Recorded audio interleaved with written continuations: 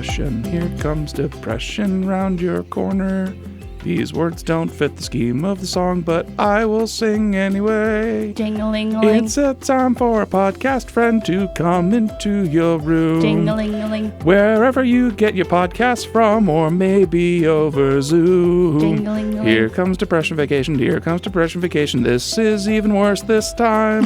Trying to make words fit into spots where they shouldn't go. How you should learn your lesson. But you should still watch out and still better not cry.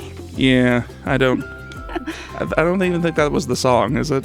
Wait, Here Comes Santa. No, that's right, because it's what's the other one? God, there's a lot of creepy Santa songs. Shit, I can't think of it. You better not pout. You better not cry. You better not. Oh, Santa Claus is pout. coming to town. That's what it is. Yeah. So anyway, Merry Christmas. Yeah. Or before Christmas. Merry Christmas / end of Hanukkah. Yes. For everybody. Merry winter holidays. Yeah, yep. That's kind of where Laura and I settle on it because she obviously celebrates Hanukkah. Mm-hmm. I have always been a Christmas person, so we kind of meet in the middle, even though we didn't even see each other in the middle this week. So yeah, being non-religious. So like, have I ever told you what like my Spotify like Christmas playlist is called? No, but you might as well tell us. Well, I will. It's called White Anglo-Saxon Winter Privilege Day. Okay. And so that's what I celebrate. What's the name of the comedian you really like? Tim something? Tim Minchin? Minchin, yes. Yeah. Because he popped up, I remember we were talking about that back in March with Liz about songs we liked, and you mentioned his, atheist Christmas song. And he's popped up in a couple of British things that Lauren has had me watch, like Big Fat Quizzes and things like that. So yeah, his song "White Wine in the Sun" makes that's the song. Yeah, it makes me all choked up. It's a really sweet song. I also I just get emotional with Christmas music in general. There's this song that Trans-Siberian Orchestra does. It's called "Old City Bar," and it makes me literally weep. Literally weep. I like it when things can provoke emotional reactions in people. Yeah. That's the point of art, I suppose. Yeah, I think so. We were watching It's a Wonderful Life last night, and so we get to the very end and Ryan just starts sobbing. And I was like, what? And he was like, I love this movie so much. And I'm like, oh, honey. Had he never seen it before? No, he's seen it. It's just he had just such an emotional response watching it. And I was like, oh. I love the story behind It's a Wonderful Life almost as the movie I absolutely love too. I know one person who listens to our podcast, Sarah, hates It's a Wonderful Life. And I argued with her over Facebook on this the other day. But I just really like it. It's it was a bomb because they released it during the summer for some reason. Oh yeah. The year it came out, even though it's clearly a Christmas movie. And, just... That was... Oh, jeez. Excuse me. There was a lot going on over there. Yeah. That's all right. Merry luckily Christmas. It was on mute. But yeah, It's a Wonderful Life was... the only reason that it became a hit was they accidentally left the copyright off of it. So it passed into the public domain early, and that's why they played it on TV for all those years. Oh. Also, please excuse my my coffee burpiness. I had an ill-advised sheet sandwich for dinner, which is causing me a lot of disruption. And when you think about it, ill-advised sheet sandwich could be a band name. Absolutely could be a band name. name. Or an improv team name. Or yeah, absolutely. Or sketch comedy group name.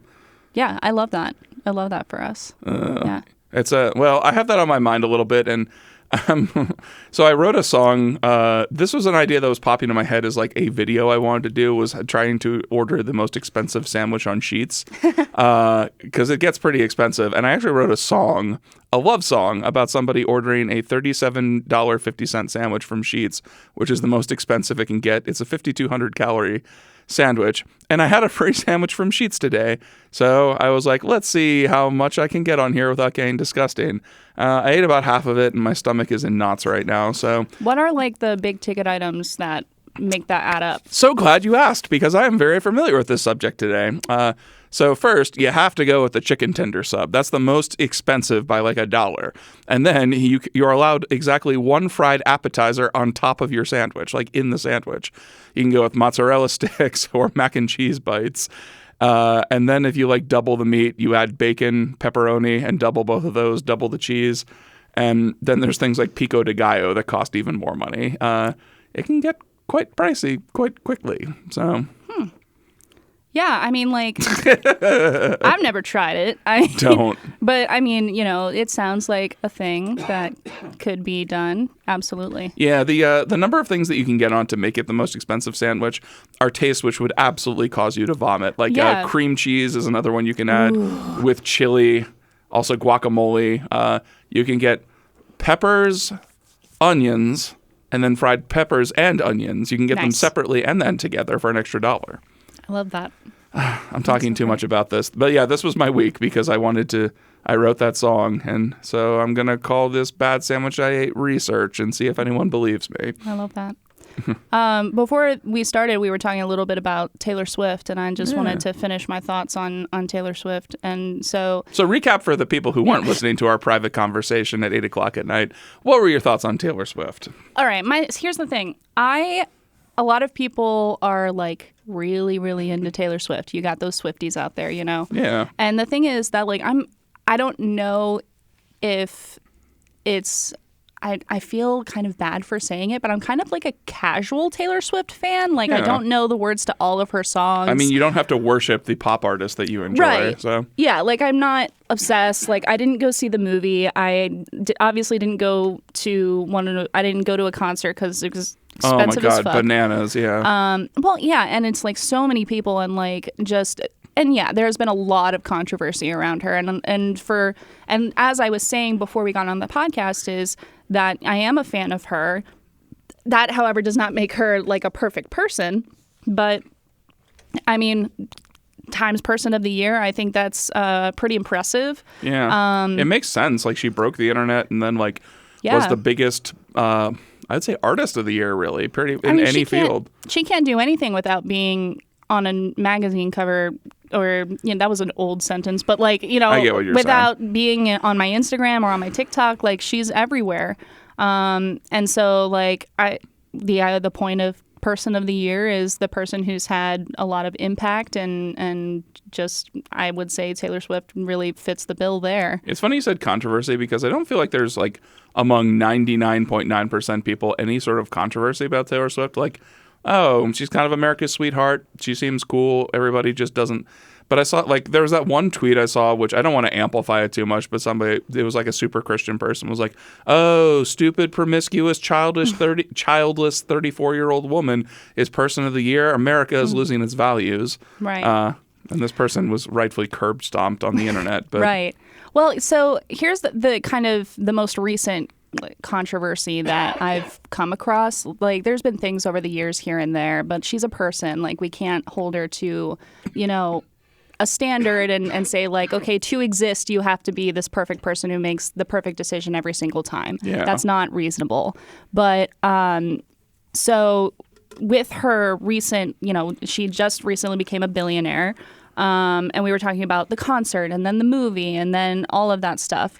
And so in terms of like she's made some really great business decisions, and the only problem with that is that it puts a lot of pressure on the fans to keep up with her like as a consumer. Yeah, so, I can see where you're going with this. Yeah, so like she released her most recent album Midnights and had like 6 or I don't know how many different vinyls that you could buy, but if you bought all of them, they made a clock if you put them together, like a puzzle. Nah, not gonna do it. Right, and then she would release like she's got her re-releases, which is fine, but then she would be like, okay, this is the re-release, but then this is the re-release deluxe edition. This has 3 songs that didn't have it on the last one. So like she's like causing us to spend more money on the things. So and with the movie, right? So everybody went out to go see her movie. She made tons of money on that.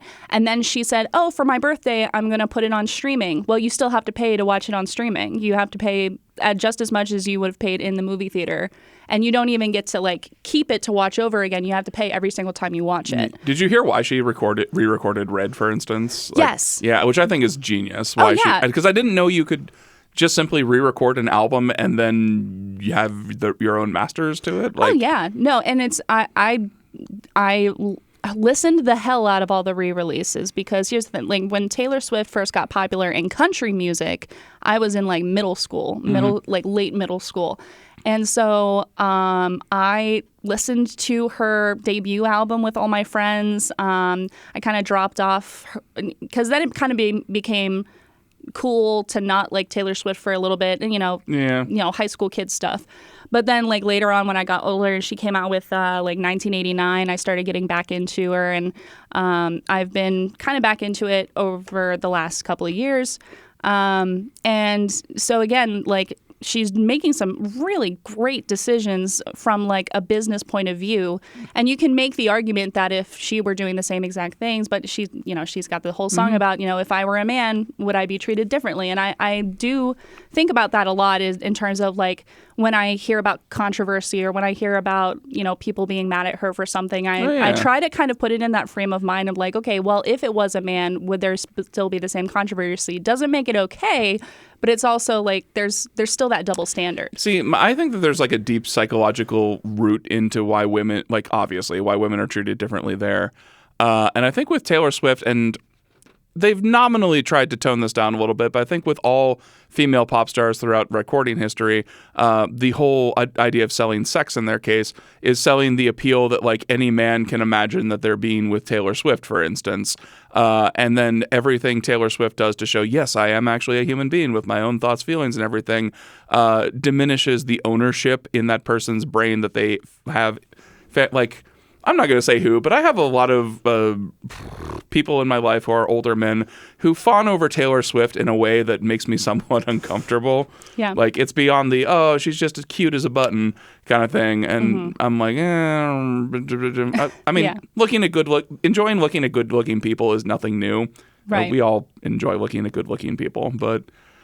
Yeah, and I think that's why like female pop stars are held to that higher standard, is because like men are raised more with the idea of love and attraction being a possession, and if you do anything to challenge that possession, even in somebody's brain, they're gonna react poorly, on Twitter X or whatever. So. Yeah.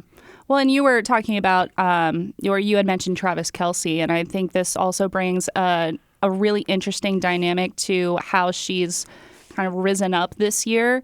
For those of you who are not plugged into the Taylor Swift drama, I'm going to assume, Hal, you are probably one of those people. I mean, I know. I read my AV Club and my sure. The Ringer. I know my shit, sort of. Yeah, so she was with her ex-boyfriend, Joe Alwyn, for I don't even know who the fuck that is. No, so that's the thing is like they were together for 6 fucking years, dude. That's a long time. That's a long ass time. And the time that they were together, he was very much like I really want to keep our relationship private. They never went to events together. He never went to concerts. I mean, I can see why. Right. And so on one hand, yes, like if you as a person are not looking for that kind of publicity, not that kind of attention, like, yeah, of course, you might want to keep it more private. But it got to a point where I feel, this is my speculation based off of, my amateur sleuthing and listening to her music, I feel like Taylor was feeling a little bit like held back by that. But also you have to when you look at Travis and Taylor's relationship now, and like he's gone to her concerts, she's gone to his games, they're all over, they've got pictures everywhere of them necking in public and all that stuff. There are some people in the NFL circles who think this is a conspiracy theory to try to expand the influence of the NFL. And if so, it's working. Right. Well, and so what it comes down to is like when you look at this relationship and how Taylor's kind of blossomed in this very public relationship, I think it really speaks to like what she needs now in terms of like she needs someone who celebrates her, who isn't afraid to be out in the open with her. Yeah. And I think Travis has really stepped into that role very nicely, and like he seems like a really like fun-loving guy. Yeah, he's like, always been cool and he definitely, he's not as fun-loving as like Rob Gronkowski was. Like there have been a number of very, very sour Travis Kelce moments over the years, but in general, he, like, again, that's just being a human. Like a lot of his sourness has come from disappointment, usually because his team has lost, which within reason, that's, I think healthy to show disappointment. Yeah. But yeah, he's definitely somebody who was if you're looking in the grand scheme of celebrities, was probably maybe a C-list celebrity at best. Like, he's huge in NFL circles because he's been the best tight end in the league for a number of years. But like outside of NFL fans, I doubt anybody knew who Travis Kelce. He had a dating reality show for a while. What? I didn't know that. I forgot about it until now, but I think both him and his brother tried to do a show at some point. They have a podcast. They do. Well, I mean, like his brother may have been involved in the dating show too. Okay. I may be wrong about that, and I probably am because I know his brother is famously married. So Yeah. But yeah, the Taylor Swift stuff, it's kind of like this is why dating somebody like that has so many pratfalls. Like a conversation I've had with my dad every time there's a Taylor Swift commercial on TV during a football game. He's like, oh man, wouldn't you just love to date her? And I'm like, well, Dad, thinking about it this way, I don't think we'd actually have much of a relationship. She'd be super busy. Everything you do plays out in the public eye, and it's difficult for everybody. And he didn't really respond to that because I don't think he was looking past just, oh, she's cute as a button and super talented. Like, right. Well, and that's the thing is we get kind of blinded by the celebrities and we say like, oh, they're out in the public eye. So, whatever they do is our business. And it's like, it's a weird balance because on one hand, like as a person, you want to give this other person like their privacy and their space. But then on the other hand, this person is also like integrating themselves into the public eye. So if you look at her relationship with Joe, that was very private and she did keep that out of the media for the most part and was very quiet about it. I don't know if that would even be possible in this case with, having an NFL football player boyfriend. I really don't know. Well, I think that's kind of the beauty of their relationship in general is that like the two circles seem to work pretty well in conjunction with each other. Like the only other person I know who she dated was Jake Gyllenhaal. And I feel like the music scene and the movie scene are kind of similar in their presentation. Right. But kind of the cool thing about like, I actually haven't watched a single Chiefs game all year, even though they're one of the biggest teams in the league.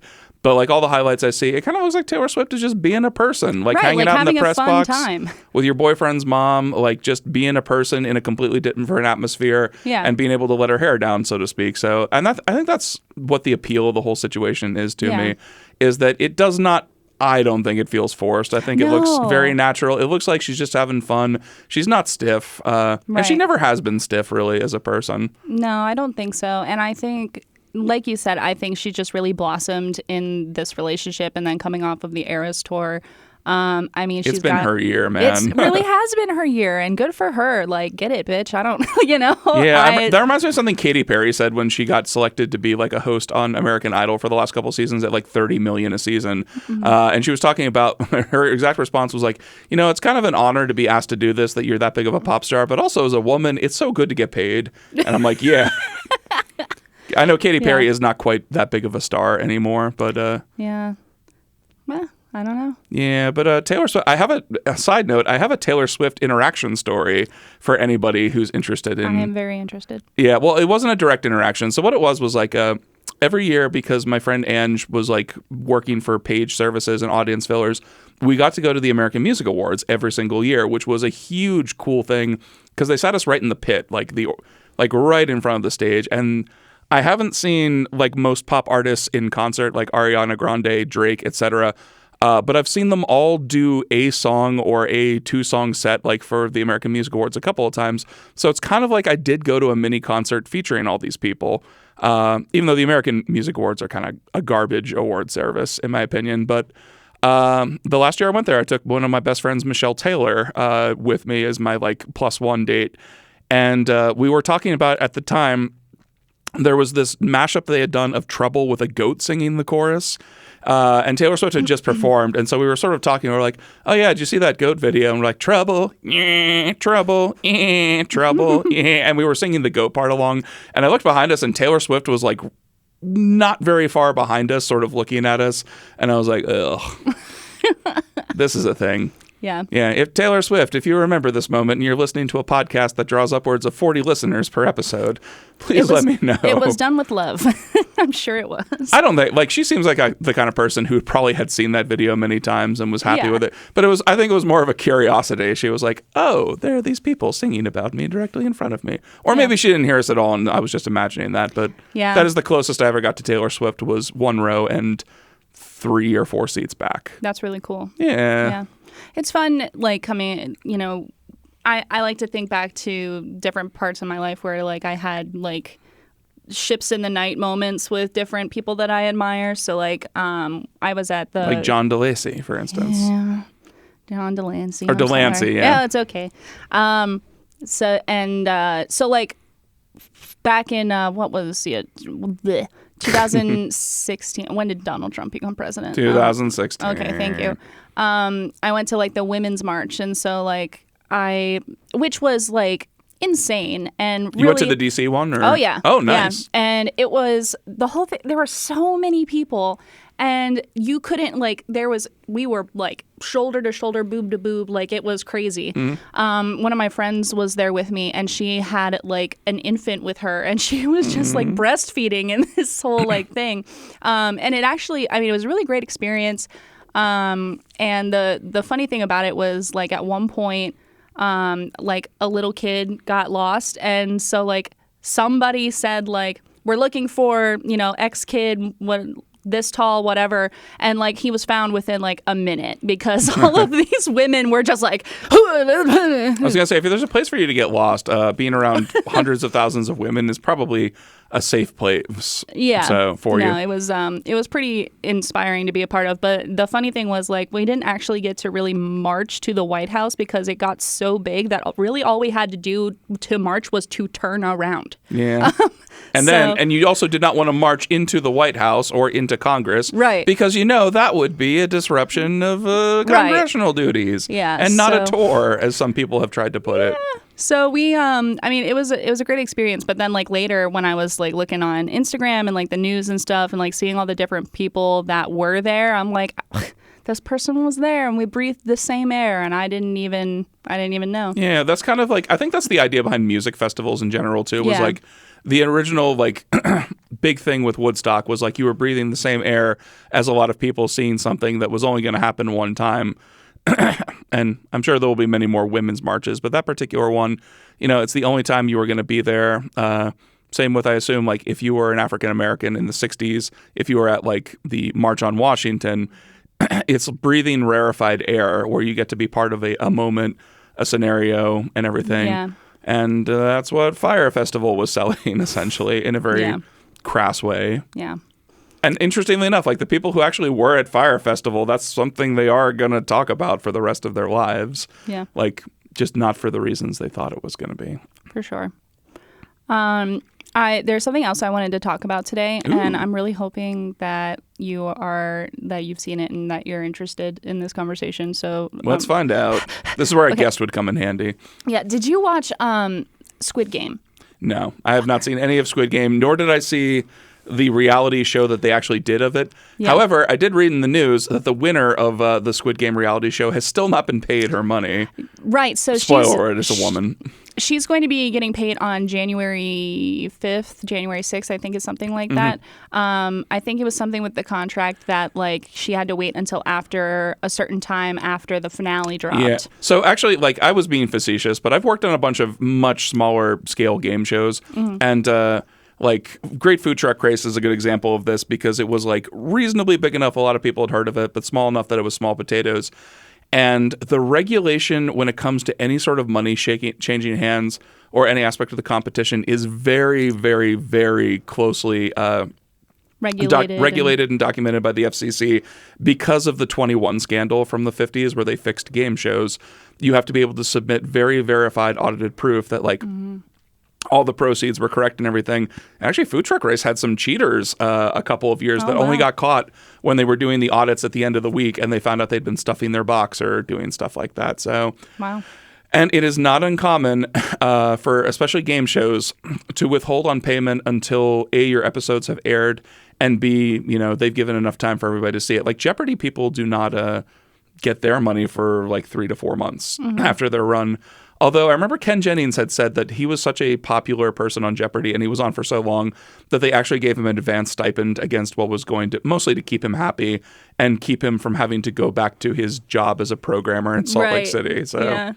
Well, so, I mean, I'm going to talk about it anyway because first of all, when Squid Game came out during the pandemic, I watched that entire thing like in a night. Seems like everybody did. I mean, it was, so first of all, I was unemployed.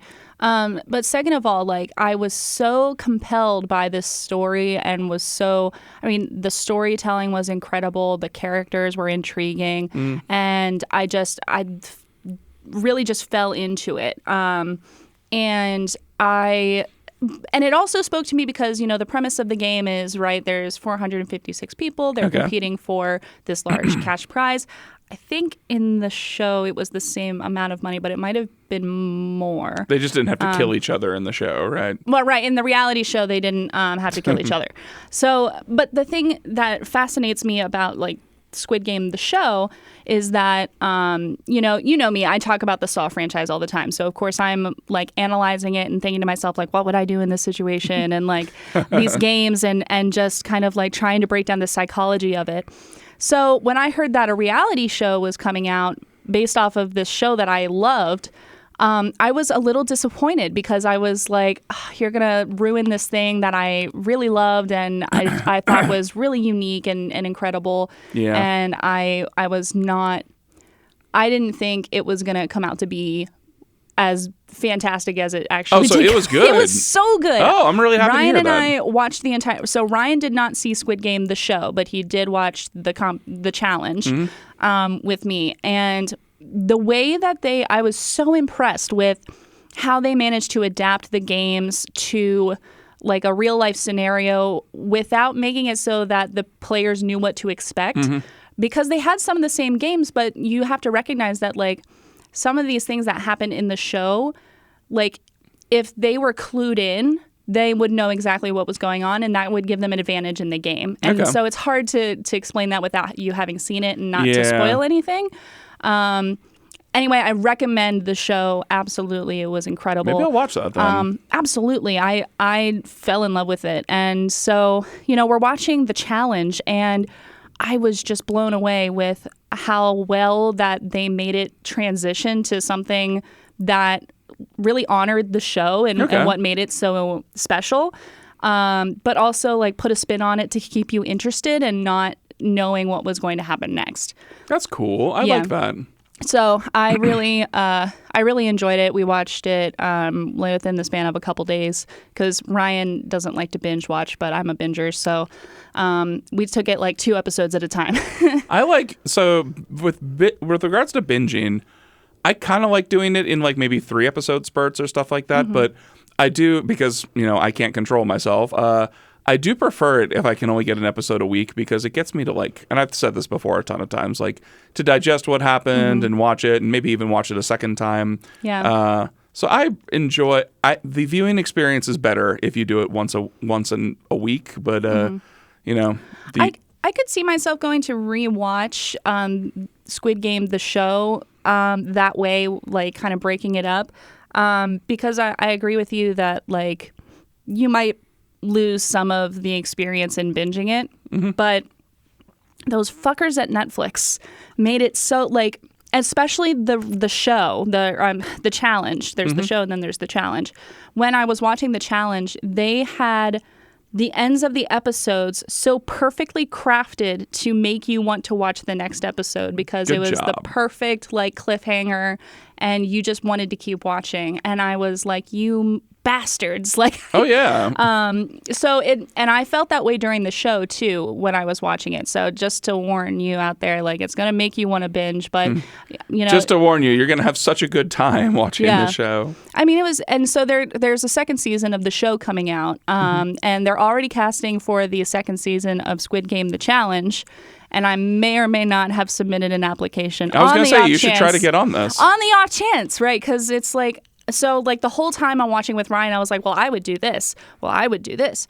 And like breaking down the psychology of it. And so the person who did end up winning, my emotions with her like fluctuated the whole time because like for a while I was rooting for her, and then she did some shady shit, and I was like, I'm not really rooting for you anymore.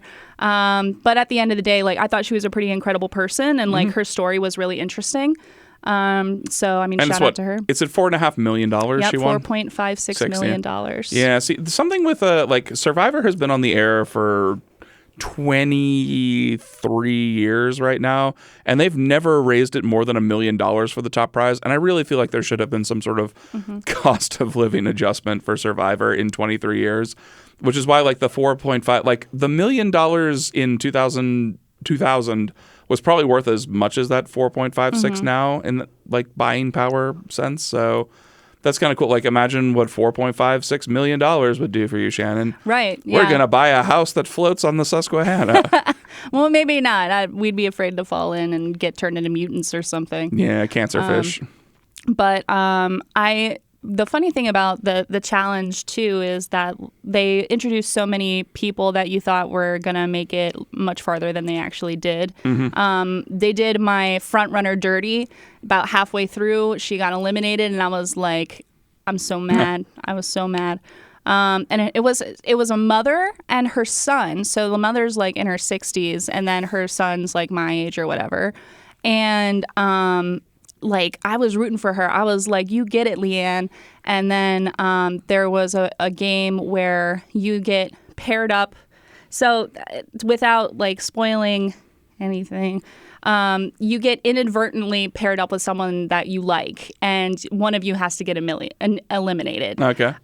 So she lost to her son, and he got to move forward, and I was like, fucking bastard. What you had said too about like your front runner being done dirty, that is something that is acceptable under like guidelines, is you are allowed to make what they call a difficulty adjustment to any aspect of your game, because this came up with Jeopardy a couple of years ago when James Holzhauer was like cleaning them out to the tune of like $100,000 a night. Was they actually raised the intensity and like difficulty of the questions, which didn't really affect him that much, but actually I think that that's partly why he stayed on maybe a little bit longer than he did, was because he was just so good. And but then when he was gone, the difficulty adjustment was there for a couple like weeks more, and there were some like embarrassing games where like the winner only got like $4,800 at the end, and like everybody was in just quadruple digits going into Final Jeopardy. So like difficulty adjustments can be made on the show if they ever want to like hedge their bets or something like that. Yeah. It's not technically cheating if you're just applying it to everybody. But in the case of like a Survivor or Squid Game, what you can do is you can take something that you think is going to directly affect the front runner, for instance, and just make it something everybody has to do, but playing to the weakness of one person. So it's like a poison pill adjustment that you can do on these shows. And I think it's dirty, but well, I mean, so it was. I mean, it wasn't Leanne's fault, but it was because she lost. But I was just mad about it. Something that I am really intrigued by with the Squid Game, the challenge, is how the real life people reacted in those situations. And 9 times out of 10, they chose to work together, which I thought was really telling. And, you know, I'm like, the whole time I'm watching this, I'm like, okay, at what point would I switch my mentality to like, you know, whatever I can do to get to the next game if I got to be a team player. But when do I start playing for myself? When do I start making those hard decisions? See, my parents are super into Survivor, and this is the metagame that both of them are super interested. Is exactly the moment where you go from like working in a tribe to defeat the other tribe to having to start to look out for the people who were your best friends but now have become competitors. And I don't pay attention to Survivor, but there have been some years I've just randomly seen at my parents' house episodes where one tribe has worked so well as a unit together that like they completely eliminated the other tribe in a lot less time than people were expecting. And then it's really fascinating because it becomes dog eat dog for all of these well-oiled machines at the same time. And those are kind of my dad says those are the best seasons because you have all these people who are playing at a very high level, essentially, then competing against people also playing at a high level. Yeah, I think that there were a lot of really intriguing players in Squid Game, the challenge. There was one player who I think she's a video game developer. And so like she was super smart, super great with like strategy and understanding how games work and the psychology behind it.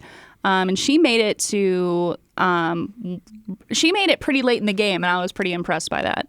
That's cool. Actually, there was this moment, and so, of course, I haven't heard any, like, outcry over it or people being like, oh, that's pandering or whatever. But there was, at one point late in the game, where there were 9 women left in the entire game. Oh. And so they were narrowing down to the final 20 players. And all of the women banded together to make sure that all of the women were part of those 20 players that moved on. I fucking love that. And did it work? Did all it 9 did make work. Okay. It did. And there were some men that were in on it too. And it was really cool to see that representation and you know, and then a woman eventually ended up winning the whole thing. So like that's pretty impressive, I think. I'll have to. You're the first person I've talked to who has given such a glowing review to this show. Mostly because I don't think a lot of my friends have watched it at this point. No, I recommend it. I loved it. I loved every minute. I'm sure I'll hear about it like later this week. An interesting. I don't know if this happens to you with the podcast. But I occasionally get to parts with people who are friends of mine who listen to it regularly where because I just have the same track mind, I'll get into the same conversation. And like, for instance, my friend Derek, who works for the lottery, we were working together today. And I think we're having a conversation about Scrooged. And he's like, I don't mean to make this sound weird, but I already listened to your podcast and I already know what your thoughts and opinions on this matter are. And I'm like, well, it's not really that weird, but I guess there's no reason to continue this conversation. How about the weather? Aw. See, that's the thing is like, it's like all my good ideas. I don't know. Yeah. But I think it's kind of funny. So yeah. No, I think it's funny too. So anybody who listens to the podcast, ask me what I thought about Squid Game, the challenge, because I'll probably watch it. I'll talk about it forever because I was talking like the entire time I was watching it and reacting and all that. Ryan thinks I'm very dramatic when I'm watching TV or reading, especially when I'm reading, because he'll be playing a video game and I'll be reading and I'll make like a noise and he'll be like, Shannon, it's not that serious. You're freaking me out. And be like, I'm sorry. So I've actually done that a couple of times. Like, so I got back into playing Warcraft 2 a little bit ago. I don't know if I mentioned. Nice. And when I was a kid playing Warcraft 2, I cheated and used like cheat codes to make it through the whole game. And as an adult playing this game, it is hard as balls to beat this game because they make the AI like are you familiar with how Warcraft 2 works? Not really. It's completely different than World of Warcraft. So what it is like you have to create an economy and then you get to create fighting units, and the idea is to wipe out your opponent's entire civilization on the other side, or sometimes there are multiple opponents. But you're limited by how many resources you can make your economy going, and it's pretty basic. It's just in Warcraft 2, it's there's 3 economy units. It's like lumber, gold, and oil. And every time you find one of these places that has either of those things, there's a finite amount that you can mine. And so you might end up like wiping out your entire opponent, but they have a few things left that you can't kill because you've run out of money and you can't hire any more units. And there are a lot of times I'll just be playing at my desk like late at night and nobody's like, most everybody's gone from the office, but there'll be one other person there, and like an AI wave that's a completely unfair like level of wave for their civilization will wipe out all of my units, and I'll be like, damn it, that's so unfair. And so I'll be like, Hal, are you okay? No. Yeah, I tend to overreact with what I'm doing. And so like I was playing Legend of Zelda the other day and I got real mad. Like the original NES? No, I was playing Tears of the Kingdom because I took a break from playing it because I was getting through it too quickly and I wanted to savor it. So now I'm getting back into it. So I was doing a quest or a side adventure or whatever, but I had to tame something that wasn't a horse. And I was trying to sneak up on all these deer, and it took me literally like an hour. But I didn't even end up taming a deer. You want to know what I ended up taming? I can't remember what it is, so just tell me. A goddamn bear. Oh, that's not what I was expecting. Bear. I was thinking you were going to tame a balduga or whatever they were. No, like I was like, shit, I don't know what to do now. And I saw this bear and I was like, can I tame that? And I like snuck up behind it and it let me mount and I finish the quest, and Ryan was like, that's absurd that you got to do that. Meet my friend, a goddamn bear. Right. Well, I took it back to the stable and everyone's freaking out. And I'm just like, you wanted something that wasn't a horse, so I don't know what to tell you. And then as soon as I dismounted the bear, it ran off. Whereas, like the horses usually will kind of mosey around, but the bear was like, fuck this. You couldn't check him into a stable, I take it. It was, no. And it was harder to get him there too. Like he was trying to go other places, and I was like, no, come this way. One of my favorite writers did an article a couple of weeks ago where he was like, hear me out, safe bears. And his idea was like, if you're looking for more animals to domesticate, why don't we try to domesticate bears a little bit here? Like, they're huge, they're cuddly. Your child will never be alone with a domesticated bear. And if somebody breaks into your house, it'll be like, oh, fuck, there's a giant goddamn bear here, and try to get out. I think they should make those, like, they have them for cats, like the claw caps, like and they make them all fun colors. Yeah. And they should do that for bears. But then they still have those giant teeth. Well, then just... You say no bite. Yeah, no bite, Bobo. There's this lady that she shows up on my TikTok every once in a while, but she's got a bear that closes her front door for her. Have you seen this? No. She's like, the bear is like halfway into her house, and she's like, okay, close the door.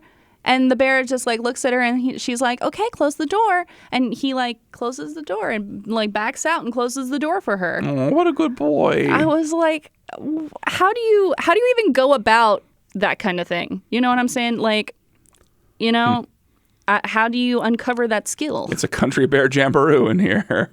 Yeah, I don't know. It's wild. Yeah. Sorry, my nose is like super itchy. I'm like... That's okay. My stomach has settled after the regrettable sheet sandwich, so somebody has to be in discomfort. Yeah. Well, I don't like it. But it is Christmas week, everybody. As of today, it's actually, well, I mean, it'll be published tomorrow, but 6 days until Christmas. Yeah. So, any Christmas wishes for mankind or anything? For people to stop treating each other badly and try to consider the harm they do when they do other things. I don't know. That was incredibly general. Yeah. I just want everybody to love each other. Yeah, I just want everybody friends. Yeah, just be friends. Yeah. I don't know. Dog pets are good. I'm actually like, the only thing I would really like want as a Christmas gift, which I'm working on and I've been doing a lot better lately, is just better health for myself in general. Because I feel like I was talking actually with, I think it was Wallace I was talking to about this a while ago.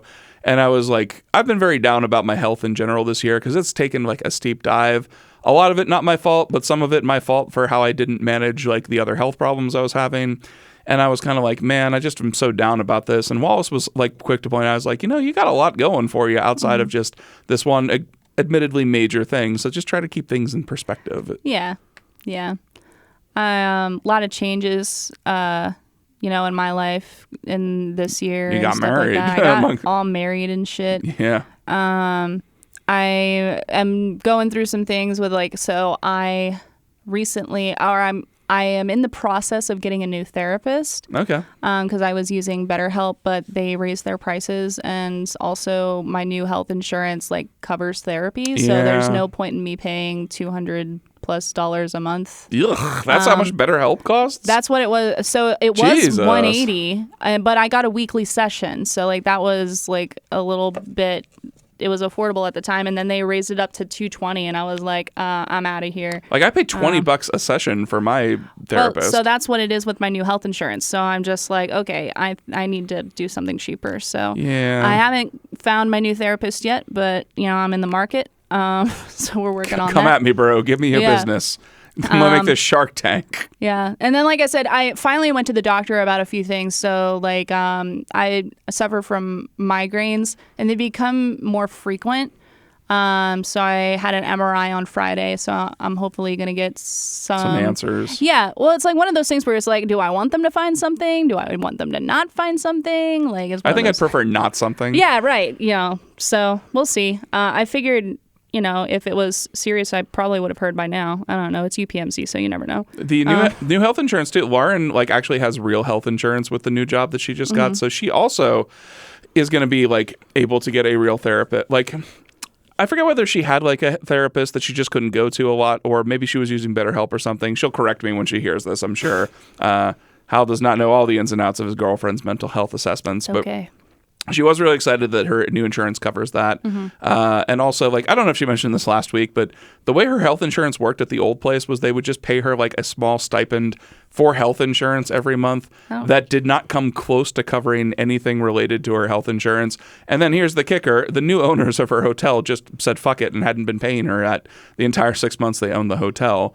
And we're talking a not insignificant amount of money. Like, this was like probably about $2,000 they owed her in healthcare stipends. And she was kind of just like, I'm just glad to put it to rest. Yeah, for sure. But, people suck sometimes. Going back to House Christmas Wish, just don't suck. Yeah. So I think just my Christmas wish is for myself, I want to be present in the coming year, just enjoy time with friends and family. And I think that's going to be my main focus, is like being more, I don't want to say social because that's not the point. I think just like building my relationships and being closer to people. Yeah, I'm trying to monitor my energy a little bit more in that respect because like energy availability has really been 90% of why I haven't done as much this year, even though I really wanted to. But I think there are other ways to, like you were talking about being present, other ways to do things like, for instance, for stand-up one of my things I want to do is I don't necessarily want to do stand-up every week, but I want to go to a stand-up related activity or the Comedy Zone and just see people. Like 2 weeks ago, I went to Glessner's Roast that week. Oh, how was it? Oh, it was so good. There were so many good jokes in there. I think some of my favorite included, I forget who said this, but like, because like they roast everybody else on stage before they get to Glessner, like somebody said to Karen, it's like, Karen, you have the body of a young whore and the face of a whore. Oh my God. And then somebody referred to Jared McCauley as you look like a dehydrated Jimmy Carr, which for whatever reason that really stuck with me hard. And that's funny. Andrew Brooks had the best joke of the night, I thought, which not a lot of people laughed at because I don't know if they quite got it. But the joke was about like, because Andrew Glessner, lost an eye to a potato gun, that everybody made at least one eye joke. Sure. But Drew Brooks's was whenever I think of Andrew, I always think of the Odyssey. The Cyclops from there, because Andrew is both a Cyclops and a nobody. That is pretty good. And that killed me. This is Hal stealing other people's jokes and passing them off in a way that you'll laugh at him saying them. So it's all right. Yeah, but getting back to my original point. Yes. Like last Thursday, I forget what I was doing, but I was just like, I kind of had a headache, which I don't get headaches a lot, and I was really tired. And I had a song I was going to debut for my first musical comedy set, and I just wasn't feeling it whatsoever. So I went out, I stayed an hour, I saw like Drew, Karen, Glessner, and Mike and a couple other people do comedy. I was social for a little bit, talked with people, and then I peaced out at like 9:15. And I still feel pretty vindicated in that decision. I also had to wake up early for a run the next morning too, so it was just like, but I feel like that was a good like adult decision. Like I didn't want to request to just go early so I could go and leave, but I wanted to just be present, see my friends, remind them I exist, and interact in that circle for a little bit. So. Yeah, for sure. Yeah. So I think I'm looking forward to 2024. I think it's going to be a good year. I don't know. Do we got any like bingo card things? What do you think is going to happen in 2024? A contentious election for starts. Oh, right. Yeah. I forgot. It's going to be an absolute shit show, especially when Donald Trump loses. It's going to, man, if you thought Trump throwing a hissy fit over losing an election in 2020 was something, let me show you the sequel. It's bigger, angrier, and there's another Godzilla added to the mix. I love it. They always keep adding monsters until there's too many of them. Yeah. But yeah, what do you think is going to happen in 2024? I think that labor revolution, maybe. Yeah, we had our chance for that after the pandemic, and it didn't happen. Rip. I don't know. I feel like I'm hoping Elon Musk gets canceled in 2024. You can't cancel him. He has too much money. He He already continually makes a fool of himself every time he does anything. Because I think Elon Musk is actually a fascinating example of this, because I've read a lot of articles about his meltdown he had a couple of weeks ago on the like New York Times book thing. And somebody was pointing out like his behavior is the behavior of somebody who spends literally all of his time socializing just on Twitter and just in his closely curated circle of people who kiss his ass. Yeah. So this was somebody incredibly far removed from reality saying these things like, tell it to Earth. Yeah. What the fuck does that mean? Yeah. Tell it to Earth. I was watching Last Week Tonight this morning. I'll have to watch that when I go. yeah. Because I have a lot of Elon Musk Schadenfreude over this. Yeah, John Oliver had a pretty funny take on it. Let's see, 2024. I think that, maybe McDonald's will come out with something new. Yeah. Maybe. I'll make rib chicken. I think it's time. I think, they've been quiet. So, this year. Well, they quietly, I don't know if you noticed this, but they quietly tweaked the way they cook burgers this year. Oh, really? Yeah. So this is they had not deviated from their original standard of cooking burgers ever. Because why break something that's been a staple of American life? But they did try a couple different things. Like they grill the buns a little bit more now. And the big thing was rather than put the onions on top of burgers, they cook them inside of the burger now, which is something I absolutely love doing with my own burgers. Yeah, my dad does that. I honestly can't taste a difference between the old way. I didn't even know. But they tried something. So. Yeah. Well, good for them. Yeah. But I mean, I think I should make a bingo card for 2024. I think that'd be fun. For you, buying a house might be a much more feasible thing because I don't know if you. Oh yeah. Do you check out do you listen to the Fed meetings every quarter? Well, I read the recaps, but yeah, I working in banking kind of gives me a fun little in. So it sounds like interest rates are probably going to go down at some point next year, which would finally, because I do not envy people trying to buy houses or get apartments or anything now. It's all disaster-ish. Yeah, that's the goal. I want to buy a house this year. So we shall see. If you want it, there's a very dilapidated house just around the corner from me. Well, here's the thing. Lauren and I pass this every time we walk Gimli around my neighborhood. It is actually a beautiful house by its bones. It's cottage-esque. It has stone walls and everything. And as long as Lauren and I have been dating, we've been taking the same exact route with Gimli, whenever she's over at my place. And as long as we've been dating the last year and a half, this house has been in various stages of disrepair. It clearly has a eviction foreclosure notice on the door, and it needs work, but it has the foundation of an absolutely gorgeous cottage type place. And out of curiosity, I looked up on Zillow. It's not on the market, which I don't know what's going on there, but they say the property is worth $215,000. Huh. So I'm somebody can probably buy that for half that. So, wow. Do you feel like fixing up a house? Not really. Yeah, okay. If anybody feels like fixing up a house, don't talk to me because I don't have any authority over this house. Yeah. So that was kind of the thing, Ryan and I have been batting back and forth, what are, what we're looking for and that kind of thing. And I told him, I was listen, I don't want to buy a project. If there's things here and there, if we don't like the color of a room, I'll paint shit. I'll, do that kind of thing, but I'm not redoing a kitchen or cabinets or something. Speaking from experience, when I got my house, it had just been completely redone by the previous owner, and it was such a delight to move into a place that was just brand new, beautiful, well done, for me to destroy slowly over the course of 2 years. Yeah, so, and so we've got a nice little wish list, some things that are must-haves and some things that are, would be nice to have, so, nice. We're going to do the home buyer thing. Well, best of luck to you. At least you got two of you buying a house, too. It's a bit... Part of the reason I am so very poor is it's a bit daunting taking on the financial responsibility of a house all by yourself. Yeah. Even though I make a pretty good living and it's been... I've gotten good raises. I'm kind of at a point right now where I'm just struggling a little bit as I'm waiting for my house to build more equity. And my... after I build so much equity, my PMI goes away so that I don't have to pay as much in... mortgage. It'll come eventually, but for now, it just kind of sucks. Yeah.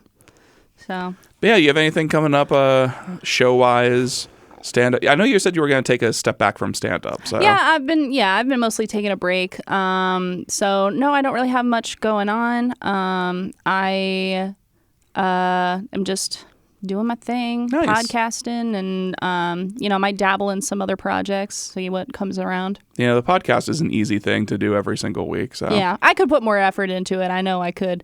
That's what we were actually talking about today, because I was mentioning, I'm always telling Shannon, if you want to bring a guest, because I feel like I don't mind bringing guests, but I don't want it to just be the, Hal brings his talented friends on the show thing and Shannon just talks to them. Shannon brings Ryan. Yeah, sure. Ryan is probably your best friend in a lot of ways, and he is very, very talented. Yeah, that's true. Yeah, I like I said, I want to get into some projects, and I know that I can put a little more effort into the podcast, so I'd like to do that. So yeah, I'll let you guys know what's coming around. I think you put plenty of effort in the podcast, honestly.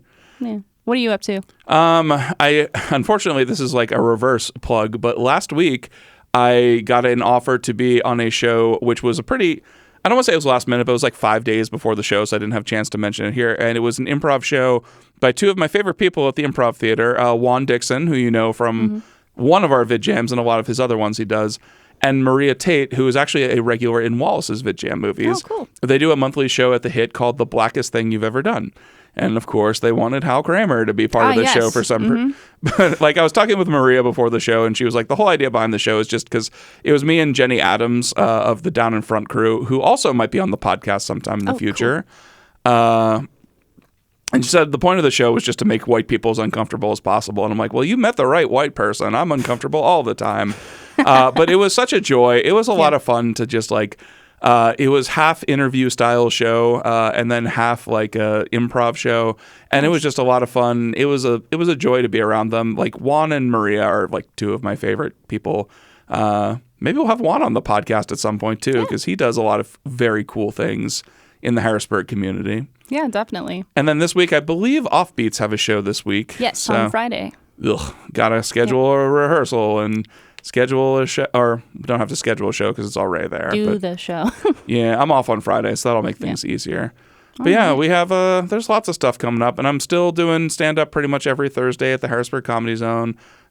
Still just an open micer because I'm still trying to work my way back into, I don't know if this is a problem you ever have with stand-up, but there are some weeks I just don't have anything new to say. Oh, yeah. And I don't feel like I don't feel like taking up people's time if I haven't put the effort to actually have something at least new or a tweak to say. Like, for instance, Thursday when I went just to see Karen and a couple of people, there were 42 fucking comics that night. And I was like, I'm really glad I didn't contribute to the woes of the world with this particular one. Yeah, for sure.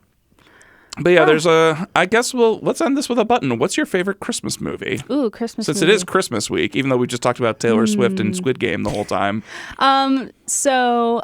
I'll say, like, of all time, it's got to be Muppets: A Christmas Carol. We watched that last weekend. Yeah, hands down one of my favorites. Now, I will say, as a quick aside, that I did watch Krampus for the first time, like, a week ago with Adam Scott and Toni Collette. I've heard nuts things about Krampus. Bro, it was, like, weirdly good. Like, it was entertaining. I give it, like, 3 stars. So I was entertained, but that was, like, the one new movie I watched so far this year. What about you? Oh, man, that's I don't know. As far as camp movies go, Silent Night, Deadly Night 2 is one of my favorite bad movies. And it's also unapologetically a Christmas movie because the guy dresses up like Santa and murders people. I really enjoy Muppet Christmas Carol as well. That's a really fun movie. I think if I had to choose one, though, the Home Alone movies and Jingle All the Way are the 3 that I must watch every year. Which is funny that Jingle All the Way because you were probably not even born when that movie came out initially. Yeah, I haven't seen it. It was the biggest joke in Hollywood for the longest time because, like, by appearances, it's the dumbest thing in the world. Like Arnold Schwarzenegger and Sinbad fighting each other across Minnesota on Christmas Eve trying to get a Turbo Man for their respective children. Nice. But Arnold Schwarzenegger always has this charm about him that makes even the dumbest fucking concepts, like if he's laughing and smiling, you kind of just are enjoying yourself with Arnold. And there's a certain charm to, like, him being in that movie. Sinbad does a great job. Phil Hartman, God rest his soul, in one of his last ever roles, is so fun as the conniving, like, womanizing next door neighbor. Jake Lloyd, in the only other thing he did besides Star Wars Episode 1, The Phantom Menace, is great as the, like, son. Tom Hanks's wife as the beleaguered wife is awesome. I'm giving too much of a review for Jingle All the Way. Everybody, if you really love Hal for Christmas, get him a DVD copy of Jingle All the Way, signed by a different member of the cast every single time. That's hilarious. But yeah, and Home Alones are fun too because I feel like the Home Alone movies, like there's John Hughes magic in all those movies, and it was interesting to see. what John Hughes's like sensibilities and writing and producing were like if you got a director to put his own different spin on it. Mm-hmm. And Christopher Columbus did a pretty good job like giving his own like feel to the movie in a lot of ways, but there is a lot of John Hughes like sentimentality to it, a lot of beauty. It has a lot of very nice production stories behind it too. Yeah. Like they mentioned that the last scene of the movie they shot where he's like looking out the window and sees the old man like hugging his family. They didn't use snow machines or anything. It just happened to snow that day when they were going to film like the final scenes for the movie, the big emotional climax. And they said they just got like this beautiful, dusty, perfect snow. And they're like, this is an omen. And that's why it's so like, there's a lot magical. Yeah. A lot of sweet moments, but also Donald Trump for about 2.5 seconds in the second one. That's all right. In fact, and shout out Macaulay Culkin for getting his star on the Walk of Fame. I saw that. Macaulay Culkin has done a lot of things, by the way. Like, he keeps popping up in movies I forgot that he existed in, like Uncle Buck or Jacob's Ladder as a child. So, but there was one other thing I was going to say. Yeah. Merry Christmas. Merry Christmas. It must not have been that important.